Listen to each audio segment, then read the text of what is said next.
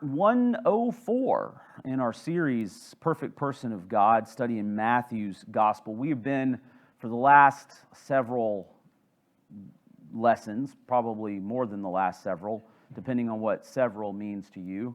We've been in the last week of Jesus' life, which begins in Matthew chapter 21 and goes all the way until the crucifixion. The ascension in Matthew 28 is a month later after the resurrection, so that's a little bit different. But we've been in the last week of Jesus' earthly life, and so I want to just talk quickly about all the different events that take place. And we're not going to go into detail, but just to see what the weight of the material is in the last week of Jesus' life. So Passion Week begins on what we consider Palm Sunday. In the Bible, typically, your Bibles will have a title above Matthew 21. Most of the time, it's called the Triumphal Entry. It's where Jesus rides in on the back of a donkey's colt into Jerusalem to shouts of, "Hosanna, blessed is he who comes in the name of the Lord." And in Matthew's Gospel, what immediately happens after that? He goes to the temple and does what?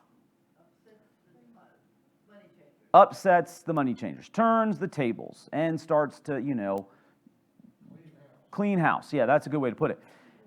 There are some little kind of side parenthetical statements that take place right after that, which basically says Jesus began to teach and heal in the temple during that time. So we tend to focus on the turning of the tables and the money changers, but miss the fact that right after that he begins to teach and preach and heal. Once again, goes out to Bethany, comes back from Bethany, he curses the fig tree, which you guys are all really upset about. Continually hear how upset you are about that fig tree. I didn't realize you had such strong feelings about figs, but you shouldn't, because there were no figs on that tree, remember? There was no... But that was the problem. But it also leads into the problems that Jesus begins to have, or say, not begins to have, he continues to have, but the problems that he has with the religious leaders are amplified. They're amplified through this. And the fig tree, the cursing of the fig tree, is a precursor to the amplification of that conflict. The leaders challenge Jesus based on his authority. Then Jesus begins to teach and lament over the religious leaders and Jerusalem as a city itself. We have in that a series of parables. We have a series of direct tests by the religious leaders based on Jesus' feeling on taxes and marriage and the resurrection. And then for several weeks, we were talking about the Olivet Discourse from Matthew 24 and Matthew 25. And what is the Olivet Discourse primarily about? He's on the Mount of Olives, but it's the teaching on the Mount of Olives. The end times and the kingdom, the return of the kingdom. Now, all of that is placed in the middle of these conflict narratives, because right before that, Jesus has had all the parables, he's had all the challenges from the religious leaders, and then immediately after that, in Matthew 26, where we have been the last couple of weeks, we see the plot to kill Jesus.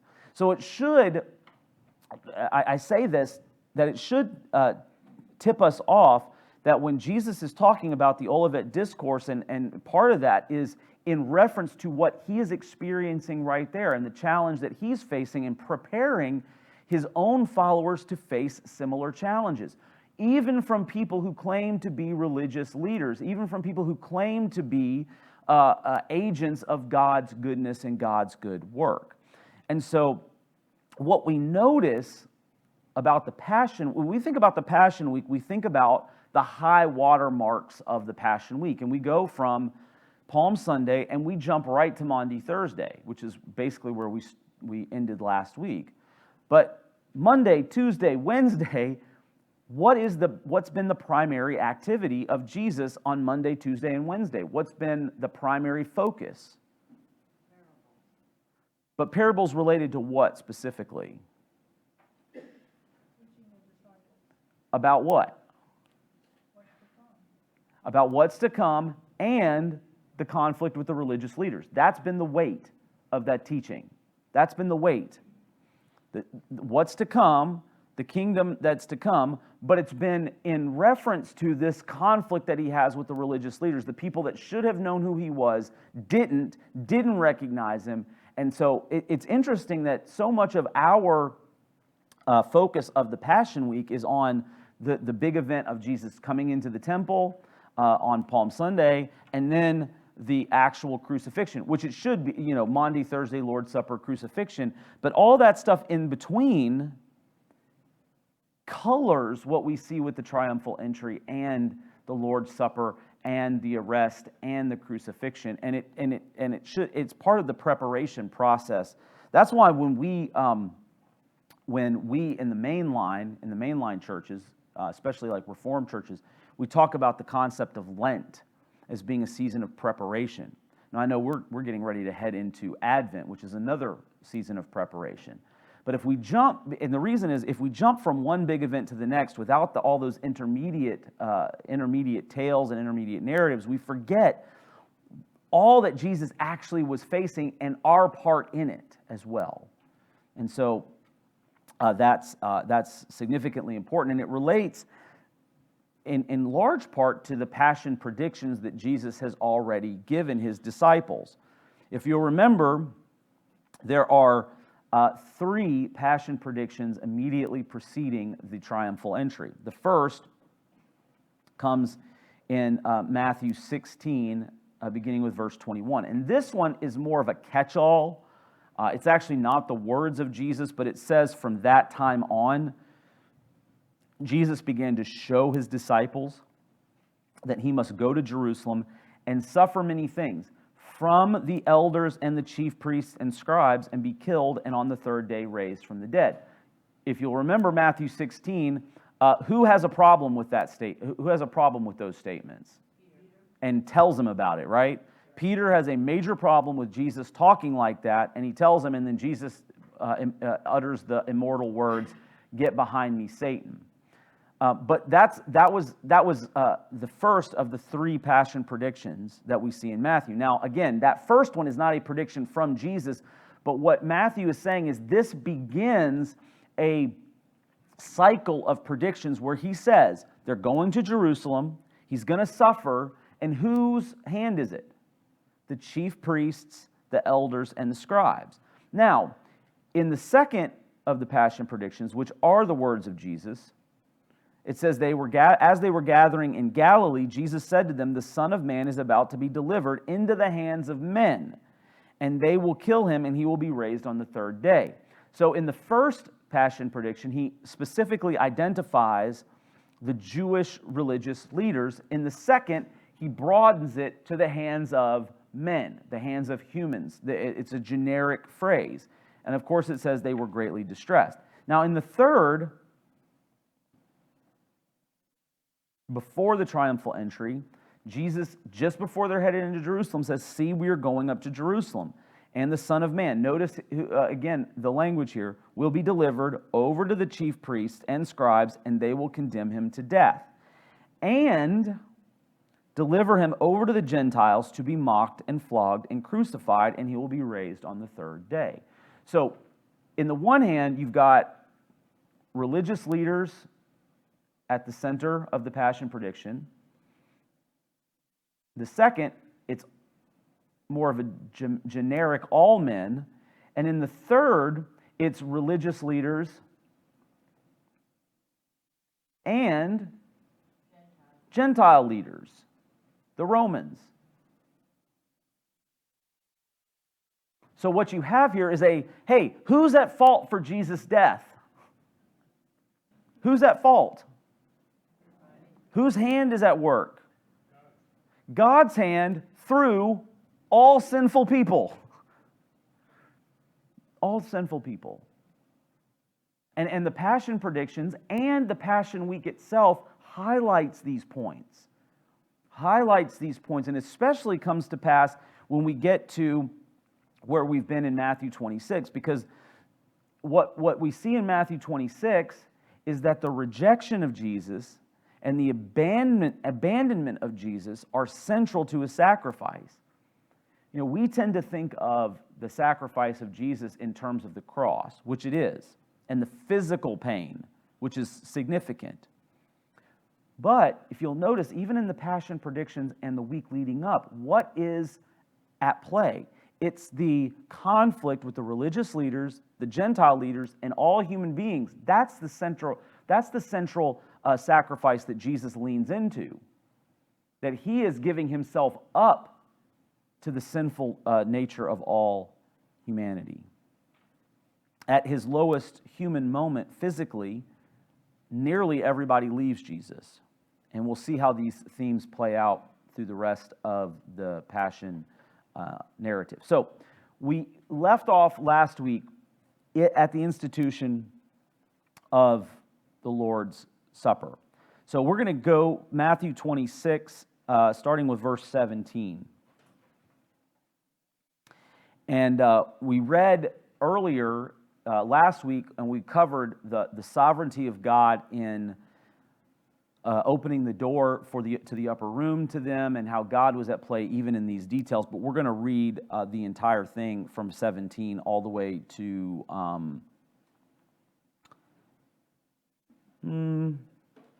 all the way to 25, and then we'll pick up in 26. I think we might be able to get through 26 as well too. But just as a recap of where we were, starting with verse 17, Matthew 26, verse 17. Now, on the first day of unleavened bread, the disciples came to Jesus, saying, "Where will you have us prepare for you to eat the Passover?"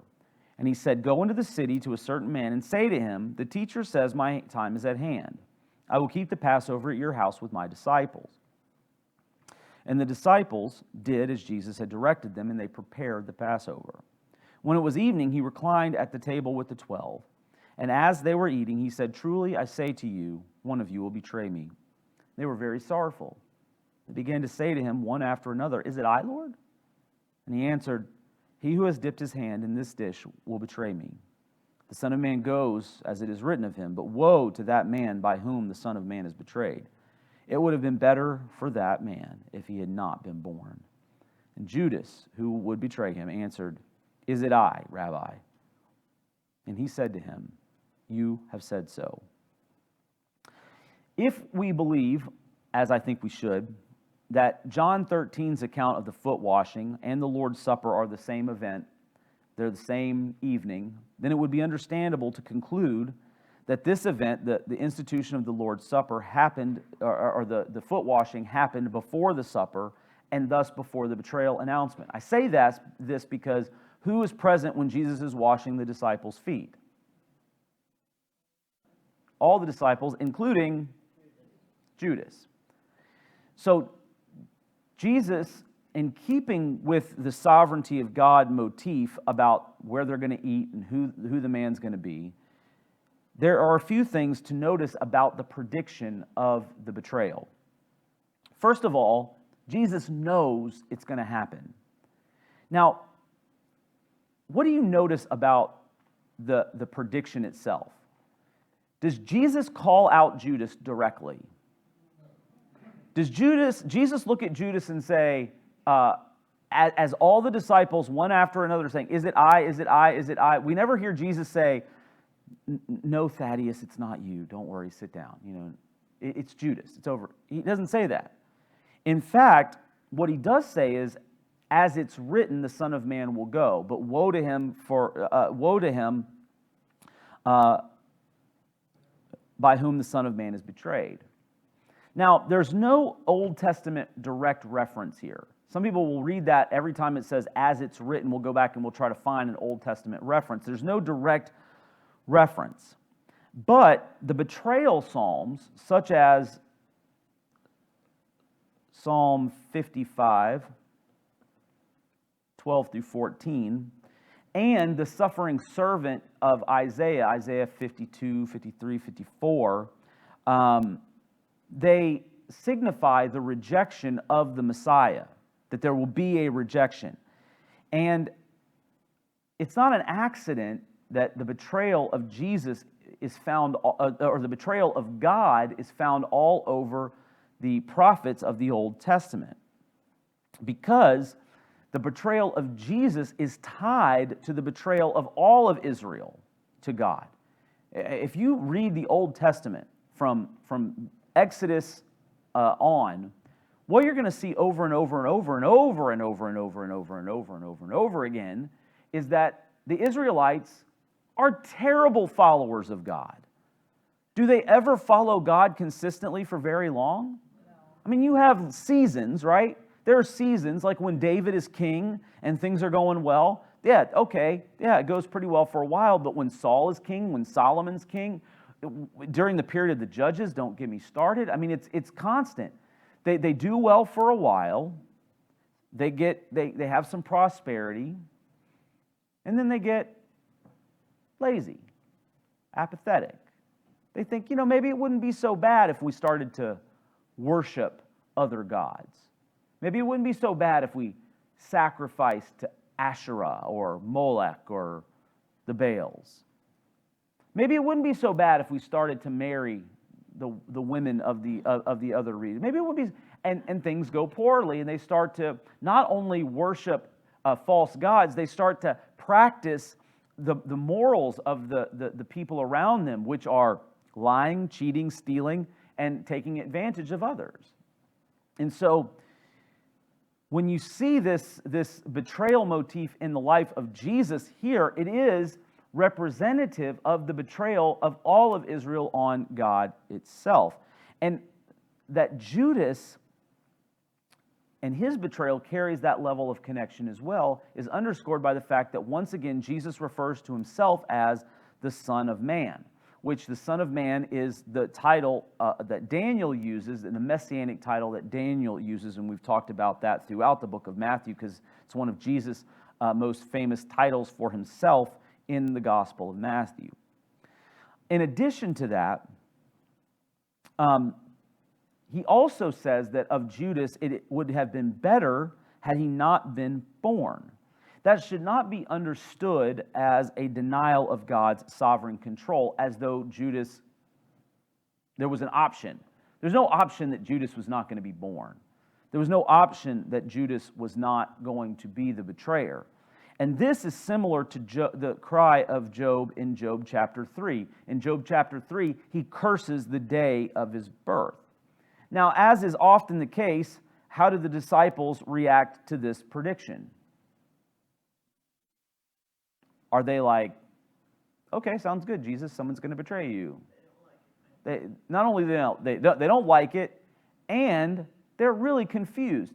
Now, what do you notice about their confusion? Does it seem odd to anybody else that they ask the question, is it I? And did they not hear the answer? Well, that's a good question. Did they not hear the answer at the end?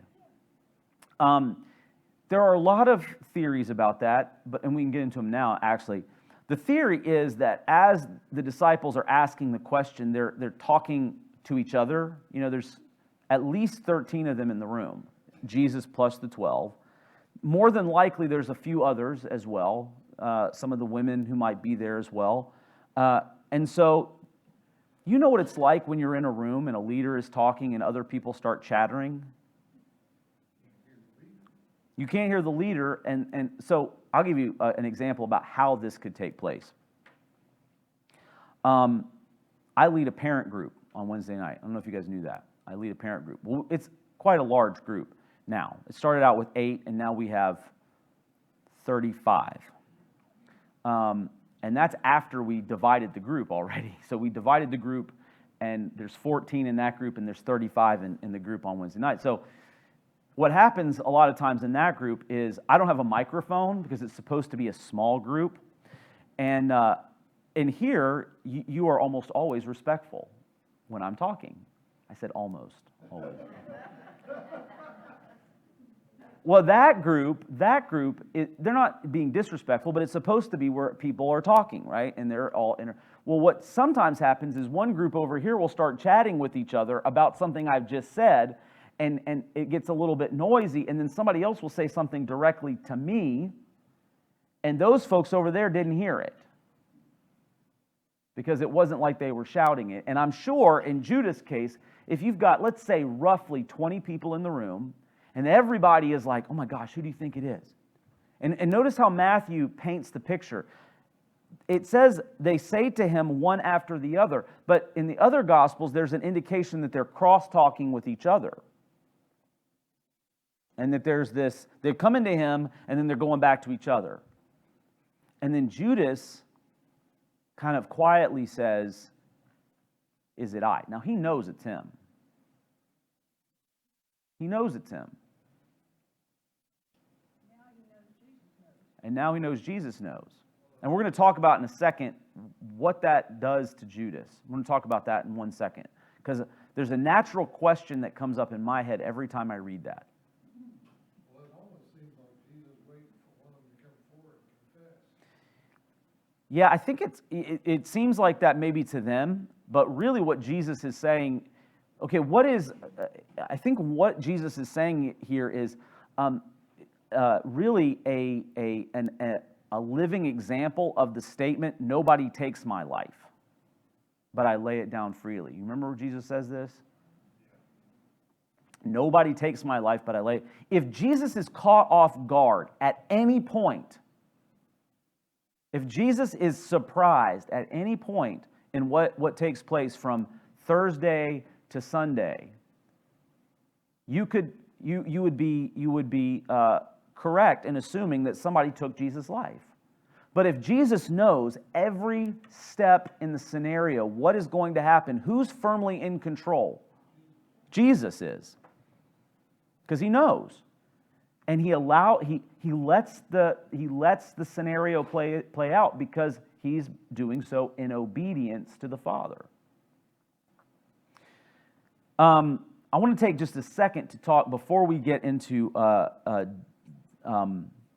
Judas and what's going on in his head.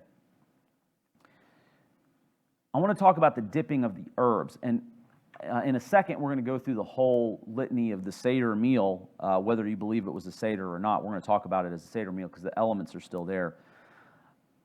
The Jewish meal that's happening here I believe is the Passover meal.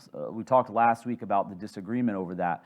But they were, most Jewish meals in general were enjoyed at tables. I know some people have said that all Jewish meals were sat on the floor. That's not necessarily the case. They sat at tables. But in this particular case, they were reclining at a lower table on the floor, on mats, on low couches. And so that's where you get the reclining imagery. And there are several movements to the Passover meal, depending on how you understand it. The Jewish version of it, there's as many as 15 different movements in this meal, which we'll talk about some of them in a moment. But during the meal, there's a section where there are bitter herbs that are representative of the bitter life that Israel has led, that they will lead in the wilderness. And they're dipped into a bowl of fruit and nuts, kind of a mixture. The word is a charoset, Charoset, to kind of lessen the bitterness. And when Judas and Jesus are dipping the herbs together, what does it show us? This is not a gigantic bowl. What does it show us? If they're dipping their herbs together, what does it show us about their proximity to one another? Probably right next to each other or right across from each other. More than likely, I think, based on actually how Marilyn asked the question, how could the disciples not have overheard? Well, they could not have overheard if they're sitting shoulder to shoulder. And Judas goes, "Rabbi, is it I?" And everybody else is chattering. Yeah, he only answered Judas. He kind of just let it sit. Now, why? Because I think the reason Jesus doesn't outright answer is because will they all on some level betray Jesus? They're at least going to abandon him, except for one. Who's that? The beloved John. Sweet guy. Everybody else runs. Everybody else hides. But they are close together. And this, to the original reader, would have been the epitome of a horror. That somebody, not just a friend, that someone that is not just breaking bread with you, but someone that is shoulder to shoulder with you, is the one that is going to betray you. That would have been horrific to the Jewish audience. But it's not dissimilar from stories that we read even in the Old Testament. David had similar situations many times. If you were in the 8:15 service, what was the story today? Who was it about? David and Saul. And Saul was David's father-in-law. David was called by Saul to play the lyre or the guitar. I hate to tell you guys, the guitar has been around a long time. To ease the nerves of Saul. And yet Saul goes after David not once, not twice, but 3 times, and then pursues him with an army. That's betrayal. David also experiences this with his own son, Abimelech. And so we get this connection between the betrayal as well with Jesus and David. Now you'll notice something interesting. How does Judas address Jesus?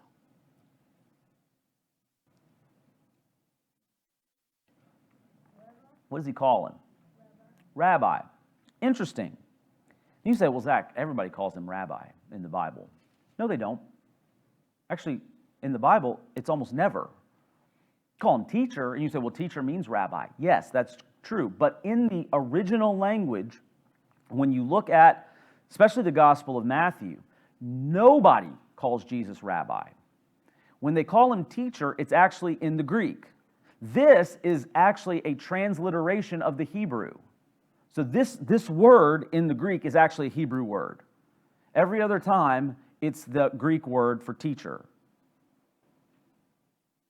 This is the only, there's 3 times actually. 3 times that rabbi is used. Twice, it's by Judas. This time, and you're going to see it one more time. When? In the garden. He says rabbi, and then he kisses him.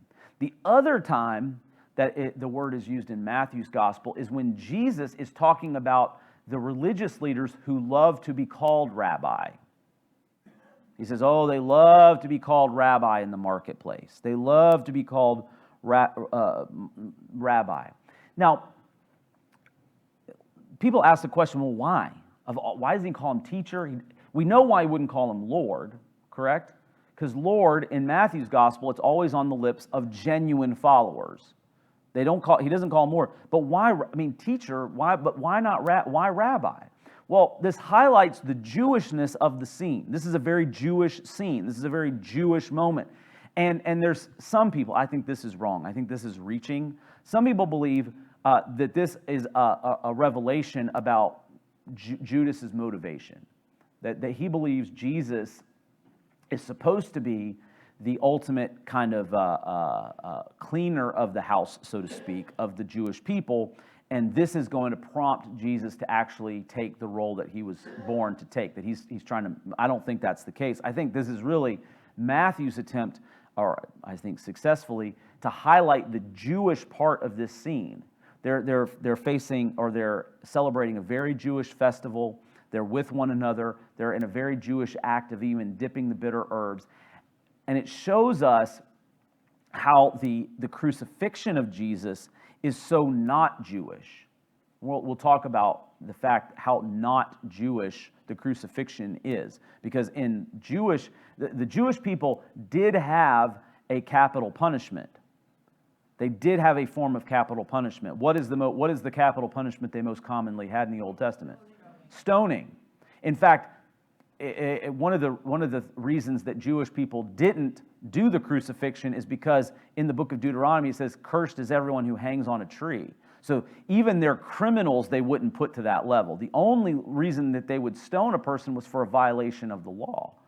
And in the first century they weren't allowed to do that. So this highlights the radical Jewishness of Jesus' betrayal, but the crucifixion, again, religious leaders, Gentile leaders. The crucifixion itself is very Gentile.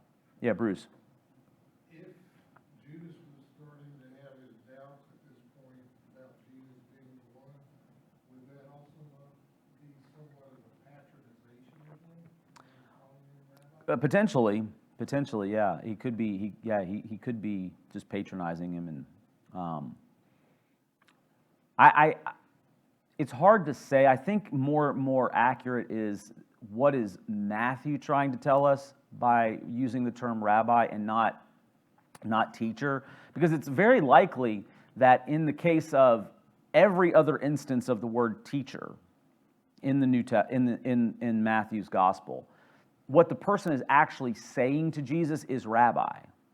But Matthew chooses in those moments to use the Greek term instead of the Hebrew term. So that's a choice on his part. Anytime you see a Jewish person addressing Jesus as teacher, more than likely they were using the Hebrew term rabbi in the moment, in the physical moment. But Matthew's choosing to use the Greek term for teacher. So why would Judas, even when he's been called out, Judas has been caught before he's acted. Now, he's already sold Jesus out for 30 pieces of silver, but if somebody calls you out on a sin before you've actually gone through with it, is that going to not give you pause? Like if someone says, man, you're such a gossip all the time, is that going to give you pause the next time you're going to be tempted to gossip? At least a little bit. Not Judas. Judas has been called out by the person he's about to betray, and yet he goes out. So the question is, what is the motivation? What is it that continues to prompt Judas? Now, if you look at Luke's gospel in Luke 22, 3 through 9, and then John 13, they emphasize the role of the devil at work in the betrayal of Jesus. Whereas Matthew doesn't mention the devil at all, or Satan at all. It's not that Satan doesn't exist. It's not as though Satan isn't not at work. But here, Matthew's concern primarily is to emphasize the role of human responsibility in God's sovereignty. That God is in control of this moment, and yet Judas is still responsible for his actions. But if you take all the Gospels into account, there are three things at play: God's sovereignty, which is ultimate, human's responsibility, and Satan's activity. And I say, God's sovereignty is ultimate. God's sovereignty is at work in every step of the narrative. But Satan is also at work in the world. Now, we're not going to do an entire lesson here on Satan's work because Satan is not mentioned here in Matthew's gospel. He is mentioned in Matthew's gospel, he's just not mentioned here. He's mentioned earlier in the temptation. But it's enough to say that Satan is at work. He is an enemy that has been given some authority. If you look at Ephesians chapter 2, verse 2, or 2 Corinthians chapter 4, verse 4, in those places, he's called the prince of the air and the god of this world. That's little g God. God of this world, meaning that he has some authority. Is it ultimate authority? No. Is it ultimate power and strength? No. But it is spiritual, and it is a power. And the power, the primary power of Satan, is the power to tempt in numerous ways, both internally and externally of a person.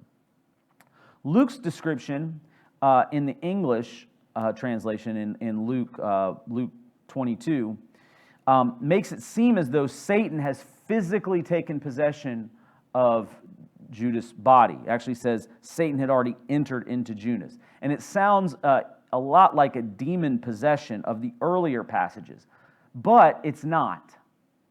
This is not like a demon possession. When someone is demon possessed, does Jesus count them responsible for the things that they do? No, he heals them and they move on. The word enter in Luke's version, in the Greek, could be used metaphorically. it could be used metaphorically of a person who's transitioning from one state of being to another. Like, for example, I will say something like, I entered into the employment of, or this person entered into adolescence. If they go from child, like my daughter is 11 years old, she's entering into adolescence. She's not being possessed by adolescence, though, to be honest, adolescents in general sometimes seem like they're possessed. Not my daughter. My daughter she's taking it like a champ right now. But some adolescents, you're like, is it possessing you? So that's the way the word enter can be understood. And this explains the way the temptation of Judas is described by John in John 13.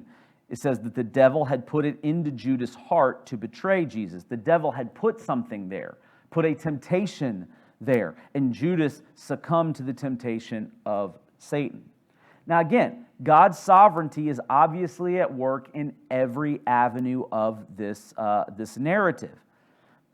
Satan is not omniscient, because had Satan been omniscient, he would have known that God was still working, even through this sinful activity, to accomplish his ultimate victory over Satan himself and his accusations of humanity. So you've got all three at play: God's sovereignty, human responsibility, and Satan's activity. Sometimes we leave it to the two, human responsibility on the one, God's sovereignty on the other, but we forget Satan's activity is at play and at work as well in human responsibility. So, any questions about that? I have a question. Yes. Could it be that he had not really betrayed Jesus at this time? Chronologically? I Yeah. don't know. I don't understand that answer when he says you asked him or something. Yeah. But it could have been kind of a put down because he didn't answer anybody else. He only answered Judas, and maybe Judas took that as a put down, and it made him really angry, and maybe that's why he chose to do it. I don't understand. Yeah. I don't understand the answer to it. Yeah, chronologically, it could be that the Passover happens first, and then the 30 pieces of silver. The Gospels don't; none of them line it up like that. So it's. I think there's always an out, right?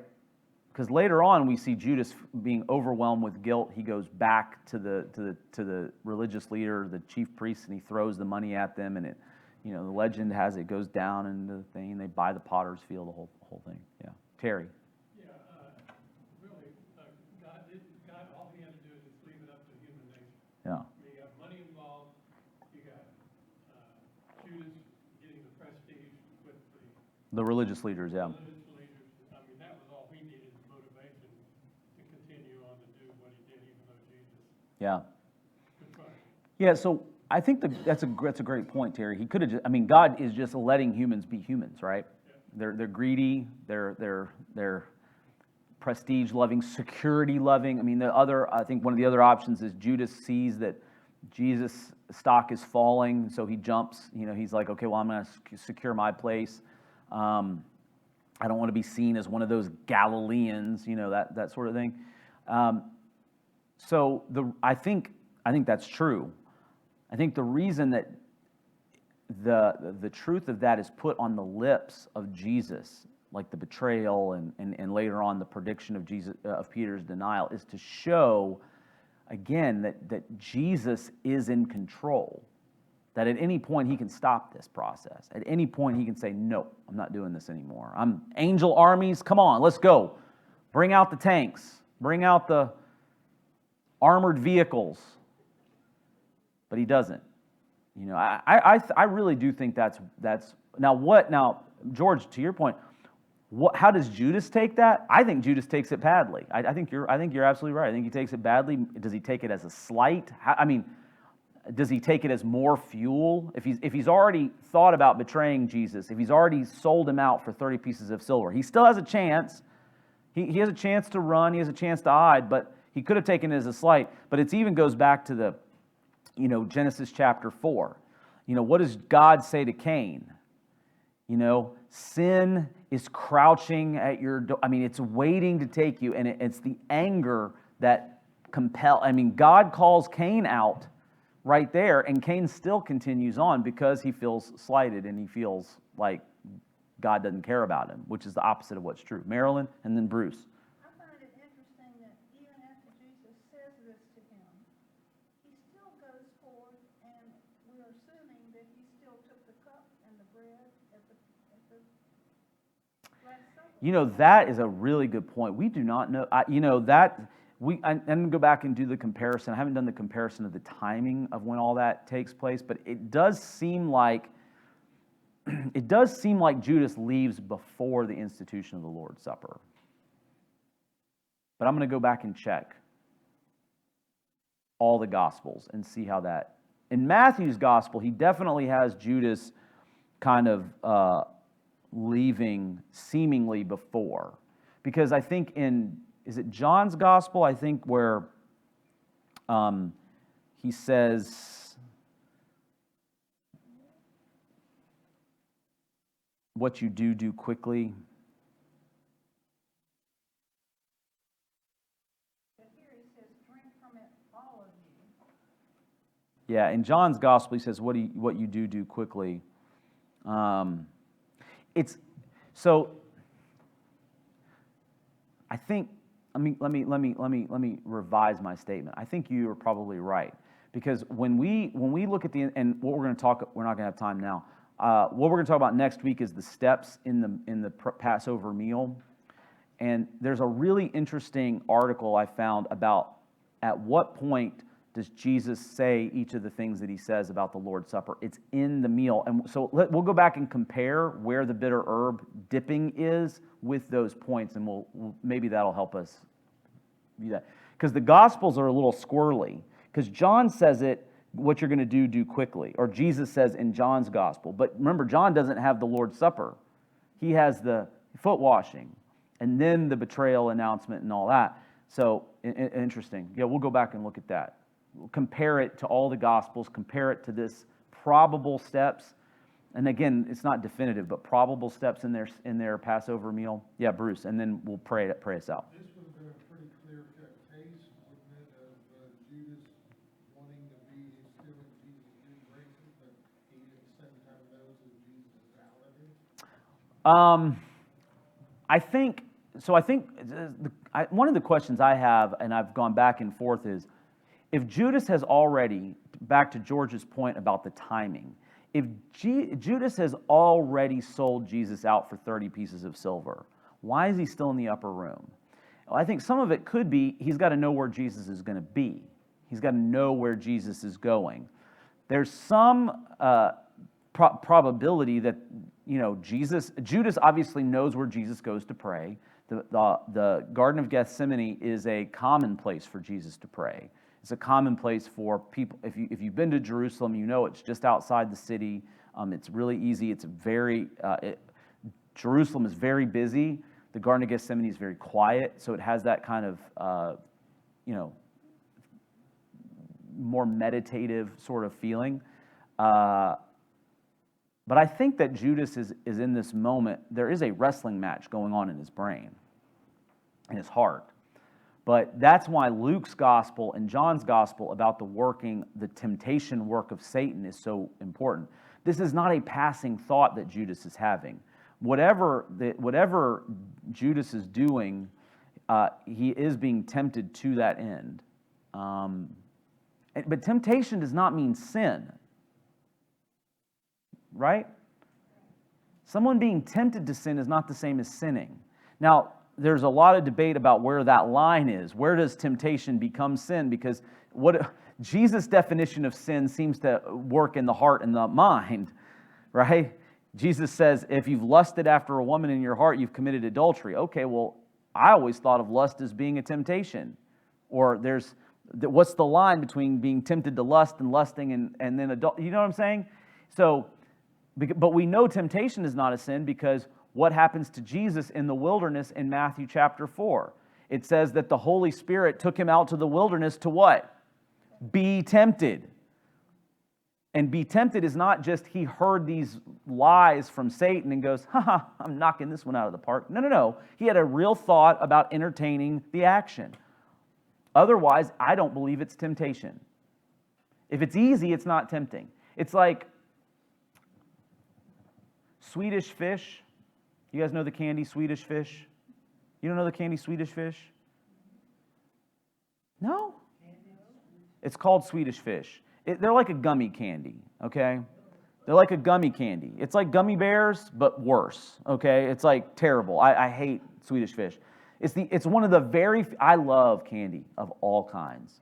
It's one of the very few candies that I look at and go, no, that's not tempting at all to me. It's candy, I know, but I'm not eating it. Twizzlers, same thing. Not a Twizzler. You guys know Twizzlers, right? Okay, not at all. Licorice, that's not my jam. It's like sweet wax as far as I'm concerned. Now, regular gummy bears, yeah, okay. My daughter has a little bag of gummy bears that's opened.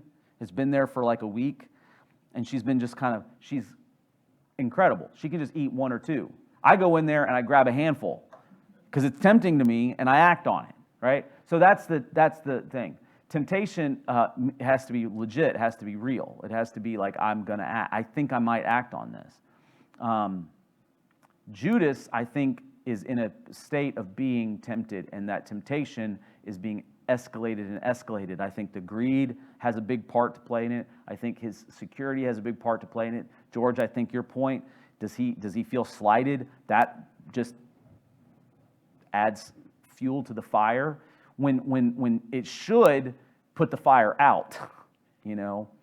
But again, that's the nature of sin and temptation. All right, let's pray, and then next week we'll continue on with the Passover and the Lord's Supper.